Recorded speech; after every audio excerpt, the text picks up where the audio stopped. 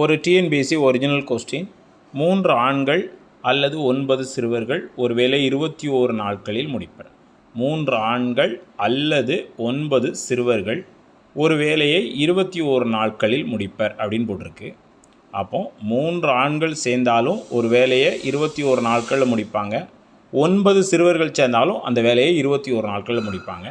அப்போது இதுக்கு ஈக்குவலான டீம் இந்த 3 ஆண்களுக்கு ஈக்குவலான டீம் 9 சிறுவர்கள். 3 ஆண்கள் ஈக்குவல் டு 9 சிறுவர்கள் அப்படின்னு சேர்த்துக்கலாமா? அப்போது இந்த 3 ஆண்கள், அப்போ 1 3 3 3 9. அப்போ ஒரு ஆண் ஈக்குவல் டு 3 சிறுவர்கள். ஒரு ஆண் ஈக்குவல் டு 3 சிறுவர்கள். இப்போ அடுத்து என்ன கொஸ்டின் கேட்டிருக்காங்க? 5 ஆண்கள் மற்றும் 6 சிறுவர்கள். 5 ஆண்கள் ப்ளஸ் 6 சிறுவர்கள் ஈக்குவல் டு எத்தனை நாள் அப்படின்னு கேட்டிருக்காங்க. இப்போ ஆண்களையெல்லாம் சிறுவர்களாக மாற்றிக்கலாம். ஒரு ஆண் 3 சிறுவர்கள். அப்போ ஒரு வடை 3 ரூபா அப்படின்னா 5 வடை. 5 ஆண்கள் எவ்வளவு அப்படின்னு கேட்டால் 5 3 15. அப்போ 5 ஆண்கள் ஈக்குவல் டு 15 சிறுவர்கள் ப்ளஸ் 6 சிறுவர்கள். இன்னொரு வாட்டி சொல்கிறேன்.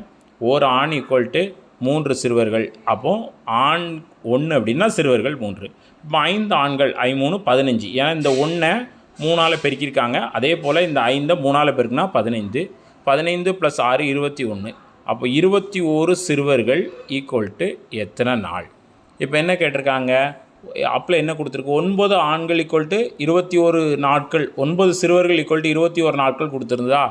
அப்போது 9 சிறுவர்கள் 21 நாட்கள்னால் 21 சிறுவர்கள் 9 நாட்கள் அப்படி தானே ஆன்சர் வர முடியும். இது வந்தால் அது வரலாம், அது வந்தால் இது வரலாம். அப்போ 21 சிறுவர்கள் ஈக்குவல் டு 9 நாட்கள். ஒரு டைமுக்கு 2 டைம் நல்லா பார்த்து உங்கள் மைண்டில் ஸ்டோர் பண்ணி வச்சுக்கோங்க. தேங்க்யூ.